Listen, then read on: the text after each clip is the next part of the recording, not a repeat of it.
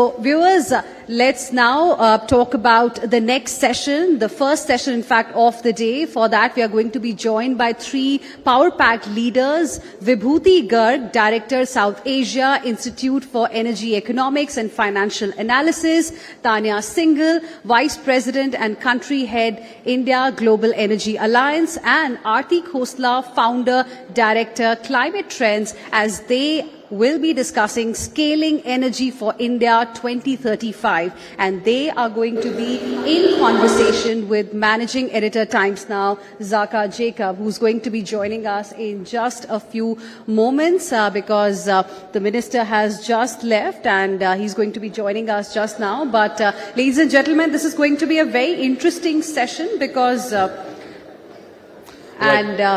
GEAPP is going to be here in just a few moments. Absolutely. And Hina, if you notice the conversations we are having today, the theme and the tone of the conversations, what we're trying to do here is we are bridging every single aspect of a green transition. Usually that's the conversation. And as we talk about it, GEAPP is back in the hall. GEAPP, over to you.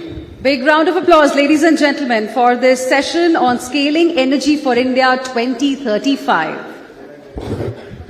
Sorry, I was just seeing the Minister off. Thank you very much for joining us on this session, the first session of the Sustainability Summit that we're having here at the Times Network. I want to start off by setting the context. I think the last 3 months of the West Asia conflict has sort of set the tone for how important India's push for renewable energy, non-fossil fuels is, because it has shown rather starkly, I think, India's dependence on crude imports, particularly through the Strait of Hormuz. We have seen how more than 80% of our crude imports are dependent on that critical waterway. And yet, despite this war, despite the last 3 months of this war, we have managed to ensure that across the country there have been no major disruptions, whether it is for fossil fuels or whether it is for electricity demand. So, having set that context, India's push over the last 10 years, as the Prime Minister said, later this year we will be clocking close to 300 gigawatts of energy from non-fossil fuels, which is an unbelievable achievement in and of itself, but we still have a long way to go. The target that was initially set is 500 by the end of this decade, and now the Minister, again, you heard him a moment ago saying that our renewed target is going to be 60% by 2035. So let's see how we get there. Are we ready for it? And also, are we ready for this big AI boom, which of course comes with it a huge demand for electricity for running these massive data centers and GCCs. So having said that, let me start with Vibhuti here. Do you think we are set for the target that has been set for 500 gigawatts by the end of the decade, and as the Minister said, 60% by 2035? And what may this massive transition towards non-fossil fuels mean for India, India's industries, India's growth story, and also, most importantly, an issue that's come to the fore of late, jobs for young people? Good morning, everyone. It's a pleasure to be here and discussing about India's energy transition growth story. As has been highlighted by the Minister, India has really made remarkable progress. We have seen how just not only in terms of adding renewable energy capacity, I think what is even more striking for me is also the whole ecosystem approach that India adopted. We are now self-sufficient in terms of module manufacturing. There is a huge impetus being given to even develop now the entire value chain, including, our focus on having a different strategy for even acquiring critical minerals as well. So I think that's where the focus has been. So we are really way ahead in terms of definitely, I think, keeping aside China, I think India, the way it has shown how not only in terms of energy capacity addition, but as I said, ecosystem development, and that has really led to ensure that we are much more energy secure.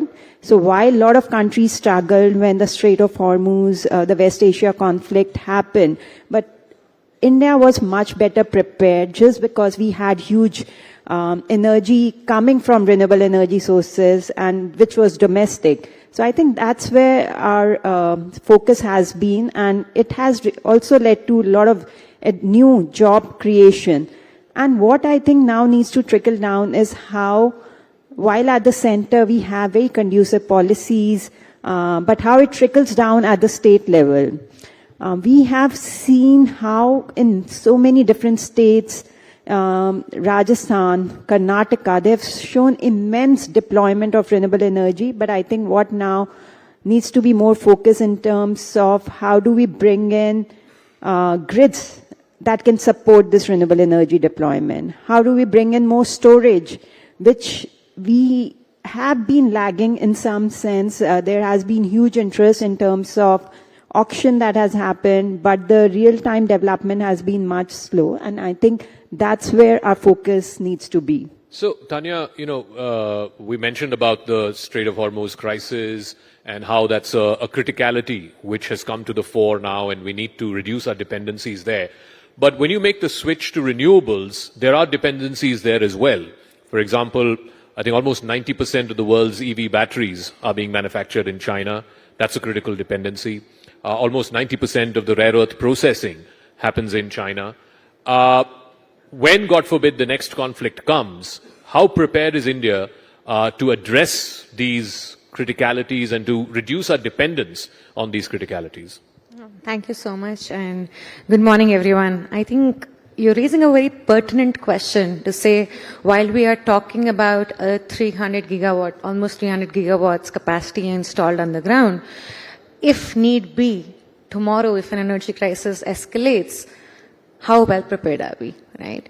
And I'd like to answer this first by stepping back and saying, in 2010, when the National Solar Mission was launched, a target of 20 gigawatt by 2020 was put, which people said was unrealistic.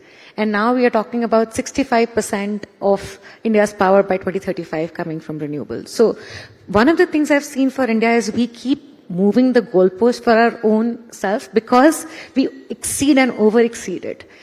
In the same manner, I see the same discussion happening today on battery storage, which is right now very much dependent on a lithium-ion supply chain, which is a lot of China dependent.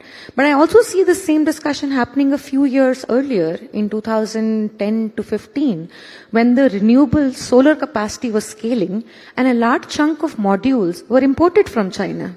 Right? At that time, the question was, should solar be dependent on China? And the answer was, unless there is a core demand in India, you prove the business case here, how will manufacturing companies come up and put large amount of capital to build an ecosystem?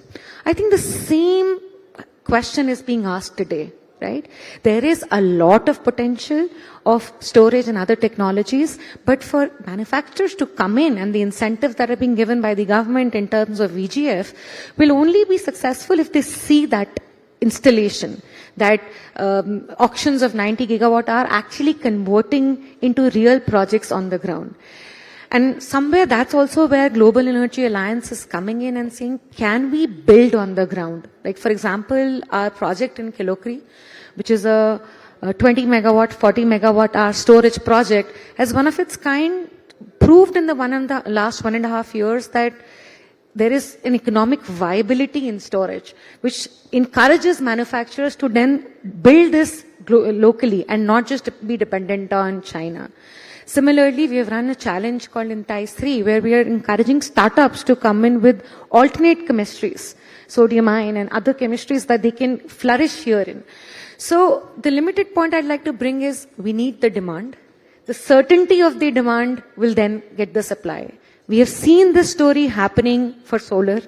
Demand came and now we have more module capacity than our demand. And I can see that same thing translating to storage and other rare earth metals as we move forward.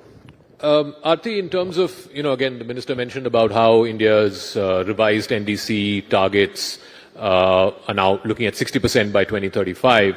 But again, I come back to that question of, how prepared is India for the next criticality, particularly at a time when, let's face it, in the West, the mood seems to be, certainly in certain countries in the West, the mood seems to be that, climate change is not a reality. People are denying it at the highest levels of office. And this intention of developed countries, whether it's transferring technology or helping climate finance, the mood has changed, certainly in the last few years.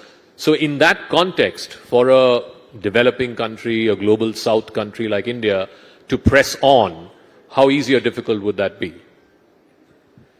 I think India was wise and always under-promising and over-delivering. When it happened at the time of the Paris Agreement 10 years back, we were very sure on what our trajectory is. We have delivered more than that.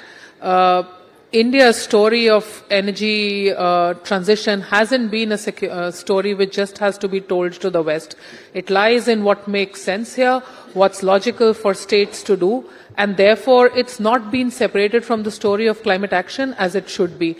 I think for me the most heartening thing today is, even if the world is not walking the talk on climate action and sustainability, India is actually walking the talk, because there was a logic in which we were doing things in terms of international commitment and also expanding policies, ecosystem and associated plans in India. That puts us in a much stronger position than many other countries, for instance in Europe or other parts of the world, where there was a very strong narrative on what climate action should be like. But if you continue importing LNG in terms of crisis, if you continue not being able to shift to renewable-based heat pumps like we saw in Europe, the reality is in your face. The advantage for India is, as we've spoken since morning, we were 2 gigawatts of solar power in 2010. We are at the place where we are right now. When the heat stress happened 2-3 months ago, for at least since May till now, 50 days at least the power demand, half of the power demand has been met by renewables.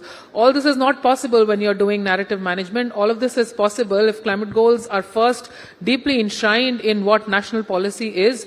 Energy transition is not considered a hashtag. Energy transition is actually considered a way in which the country can grow, develop, seek prosperity. And I think to India's credit, to be able to punch above its weight at this moment, which is for the reason why when the UN Climate Secretariat chief was here, Simon Steele, he referred to India as a solar powerhouse and referred to India's story of energy security and energy transition as the story to be told. I think there is an element of politics here as well. When the geopolitics shift, India is no longer a middle power. It never was, but it is the rising power, and it is seen as a rising power both in terms of its own stature, but also in terms of its stature on energy, and that shift is important one to mark. So you had mentioned in your earlier answer about how some of this shift to renewables is not equally spread across different states. Clearly, some states are doing well. You mentioned Rajasthan. I guess you can add Maharashtra to it, Tamil Nadu to it, Karnataka to it. But there are states that are lagging behind. What are they not doing which these other states are doing, and what would you advise them to start doing in a way to try and ramp up their non-renewable capacities? Renewable capacity. I think it won't be fair to call some states leaders and others laggards. We have done this very detailed analysis, IEEFA and EMBER together, on the State Electricity Transition Index, wherein we have assessed states on the level of decarbonizations, the market enablers, the system readiness. So while we always take examples of Rajasthan, Karnataka, as the most shining examples of renewable energy capacity, definitely they are the ones which have added most renewable energy capacity, and Rajasthan really has added about 28% on an annual basis in the last 5 years renewable energy capacity. But they have been lagging in terms of, smart grid deployment. It's only 3 or 7% of the targets they have been able to achieve. Karnataka, none. So while they are, like, as I said, clear, shining examples of renewable capacity deployment, but their preparedness of the grids, we have seen the most stranded capacity is now in Rajasthan, despite adding renewable energy capacity, but because of grid not being available, smart meters not being deployed, and even the solar rooftop, the distributed renewable energy is very, very minuscule in these states. Whereas if you might be surprised, but in Bihar, the smart meter deployment is really very impressive. They have achieved about 28% of the target. They have come up with green tariffs, time of day tariffs. So their foundation is very strong, and which in the coming years might lead to more renewable energy deployment. So there are different lessons from states to be learned. So some are performing well on certain areas, others on other. And that's where I think there is a need for improvement for many states on many grounds. You know, we've talked about the switch to electric vehicles, especially at a time when, over the last few years, especially at winter time, we are, at least in this part of the world, in northern India, very well accustomed to pollution and the, carbon emissions and so on. At the same time, the switch to EVs, while it's been welcome, at the same time, it has been rather slow, if you were to compare, and if you could just lay out what are the obstacles in terms of the physical infrastructure that's required for it, charging points. Even today, I think less than 10% of India's passenger vehicles are electric vehicles. At the same time, China, which too in the last decade or so has switched to EVs in a big way, I think almost half of their vehicle fleet, as it were, has switched to EVs. So how would you see that challenge, and what more can government do in terms of incentivizing purchase of electric vehicles, because the capital cost is high? I think the first and foremost point here to note is today the EVs are also dependent on the grid as a source of power, where whether we like it or not, 70% of our grid is still being powered through non-fossil fuels. So one of the core things in India that is needed for any tech to succeed is the fact that right now capacity is being built, but there is little thought being put on where the capacity has to be built, right? So if the next wave of 200 or 250 gigawatts of renewable comes in, it's very important to plan where in this ecosystem should it come in so that you can match the demand with the supply and can save the curtailment and all the other processes that Vibhuti was talking about. It's almost like putting the demand in a mixture with the supply, defining where you put the storage points, and if you have that, get AI to churn that engine to say, how do I optimize this? As soon as that optimization engine is available, that's where the EV charging stations come in, because it is also a source of power, but it's also a storage point, right? And once it starts playing that dual role, one being a charge point but also being a storage point, the economics of that changes. And my fundamental belief is that unless something is economically viable and makes returns for its investors, it will not scale beyond a point. So this is that step gap that can help you in scaling, which is where the technologies like DERMS, when you're talking about a demand energy response, where you can have a reverse flow coming from the EV charging stations at the time when they are not in use to manage either a grid backdown or ancillary services or peak power supply. That's the kind of evolution the ecosystem needs. And that's when you will see these independent point chargers becoming economically feasible and also adding to the grid in terms of a stability and not just a load. And once you see that ecosystem coming up, it will grow. What this ecosystem needs is data. And I think that's where a lot of struggle and visibility is needed, because our systems have to get upgraded to a sense of digitization so that we can map this. And while smart meter is one big end of it at the customer side, we also need this at the utility side so that they can see this same network in a full basis and then accordingly define that this is where I need my EV points, this is where I need my storage points, this is where I need my renewable capacity to get added. And then the ecosystem can flourish. Aarti, in terms of, as the Minister also said, the current installed capacity is a little over 1,000 gigawatts or so, but with the explosion now of AI data centers and GCCs, who of course will require a lot of power, Some studies estimate over the next 10 years, India might even have to double its installed capacity. Are we prepared for such massive scale? Because the electricity requirement, the demand, is only peaking with each passing year. And it's likely to peak even further with the explosion of these AI centers. The way we've come so far is a positive energy to tell. Are we prepared for the data center revolution? We could be, we could not be. It's pretty clear how the base of the data center / AI change in the world will be energy access, energy transition, water and land issues. On top of it comes everything in terms of what AI language models will do, whether AI will be good or bad, but just at the base of all of this just sits the story of energy and power.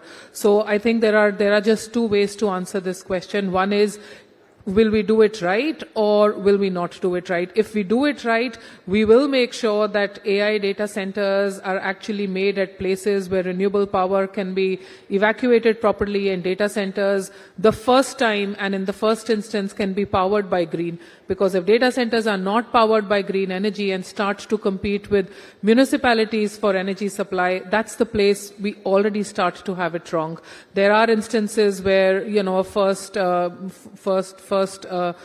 tender or order has been placed for how transmission is going to happen for a particular data center in India. And all these things will increase multifold. It's going to be a new technology. It's going to take over. Always new shiny toys are better than established projects, and therefore there is no grain of concern on how data centers will completely overtake our imagination. They're overtaking the imagination across the world, and India, the same story will be told.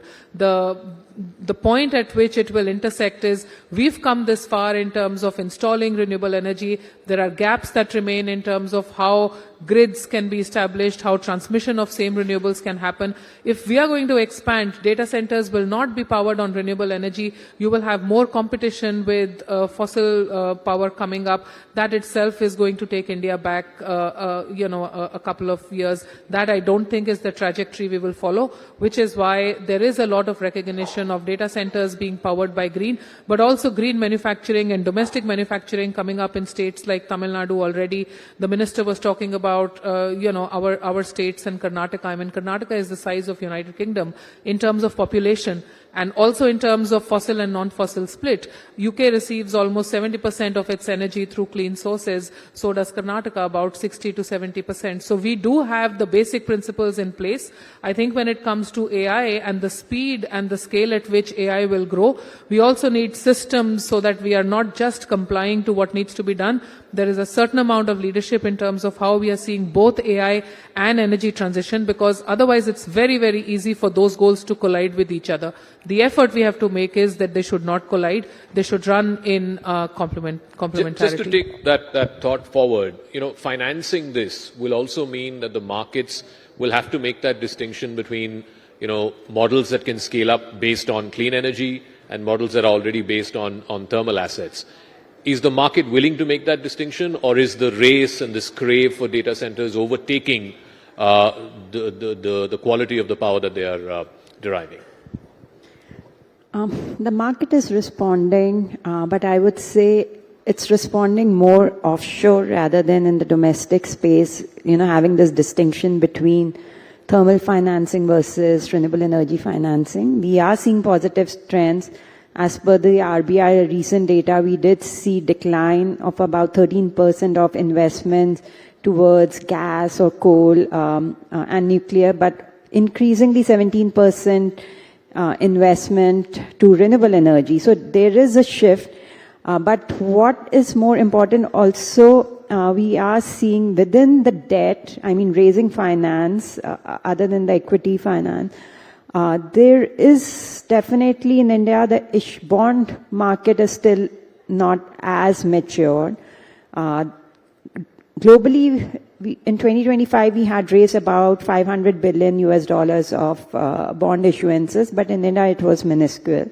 So I think that's where we need to kind of build more and more a mechanism so as to get more money raised through bond market as well.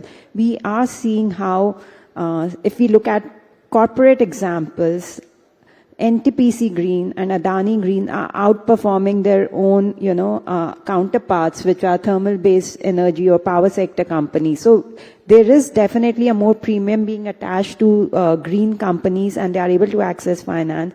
But going forward, we do feel maybe RBI bringing in the transition plan into the disclosure framework, or even allocating more concessional finance, because it's, again, as I said, it's not just about renewable energy, but the whole ecosystem approach.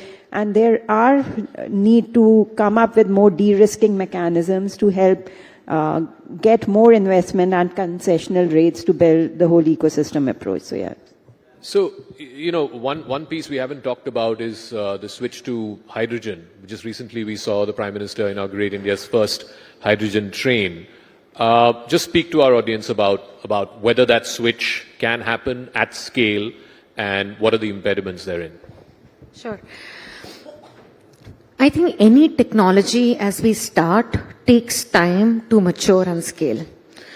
For the lack of a real data, I would say hydrogen is where solar was in its early eras of 2010 to 2013, right? There was immense potential that we could see, but we needed the deployment cycle, because only when the deployment happens can the cost curve keep coming down through experience and learning. I think that's the journey which we have started there on the hydrogen cycle. Having said that, I would like to pick one of the themes that we started talking in terms of the whole data centers and the energy need. I think the point right now is about how smartly can we use our power demand areas as also somewhere where it can participate as a marketplace on a two-way basis in a grid. So for eternity, we have looked at our grid as a one-way traffic from generation. It will go to the consumption. But I think that era is changing. Already with rooftop solars, DRE, you are seeing a reverse flow of traffic coming back. What happens tomorrow if you start building these data centers 100% backed by renewable, and when somebody is putting a $15 billion investment, a $1 billion on a renewable doesn't hurt the case. But these data centers sit with a lot of extra power when their compute is not at their peak. And what do they do with that power? Right now, our grid is not strong enough to take such a big load, come back to it. What if the grid was resilient? What if you could digitally figure out if this demand comes in, how will I use it? Can I store it at this right time? Imagine all that energy coming back to the grid. There is a study that has been done in the US Department of Energy that just the data centers that are being built there and being powered by renewable, if you can bring them back on grid, once the grid is resilient, you can reduce the cost of consumers by 10%. Imagine the same thing happening to India. What it needs is a grid modernization journey. It needs us to have ears and eyes on the ground to see how our demand and supply is being matched and not let it run on its own. And I think I can see steps happening there. Like, for example, for us at Global Energy Alliance, we are working in Jaipur to fully digitize that DISCOM. And we've digitized 4 million assets. And imagine this happening across India. How will it change the scale? So while you will get new energy sources to come in, where green hydrogen and other things are example, you will also need to optimize the existing sources you have so that you can use and match the supply with the demand, and the extra energy that you are generating, which is not being used, come back to the grid. So my final question, 10 years ago, India was looking to the West, both for technology as well as for financing. What we've managed to do in these last 10 years, and we've now achieved more than half of our ambitious goal of 500 gigawatts. I mean, as the Minister said, we're going to get to 300 in the next few weeks. Is there an India model that can be exported abroad to countries of the global south, whether in Africa, whether in Latin America? I mean, China has made that case with EV batteries, etc. Is there an India model of renewable energies that can be adopted worldwide? I think some of it is already happening, especially when it comes to India working with the African continent on how you can expand solar in some of the countries. There is a huge case to be made for reducing cost of capital and making projects less riskier and more palatable for investment in large parts of Africa. That's where the rubber hits the road. That's the heart of the matter. If India can make, can bring some wins in terms of reducing cost of capital for projects in African countries, and they can benefit from solar like we did, that is going to be absolutely game changing.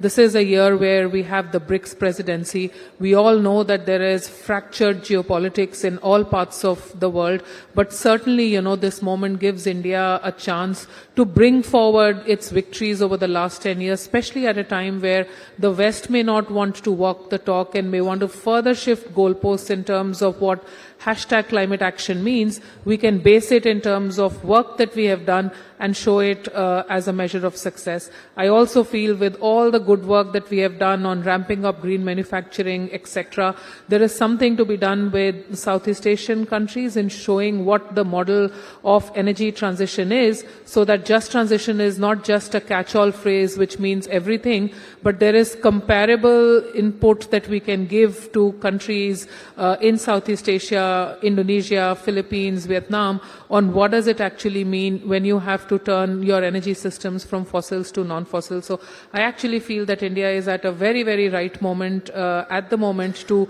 influence some of the thinking when it comes to energy policy for many countries across the world, but we should seize that moment well. All right, ladies and gentlemen, with that we come to the conclusion of this first session, Scaling Energy for India 2035. Can we have a round of applause for Vibhuti, Tanya and for Aarti? Thank you.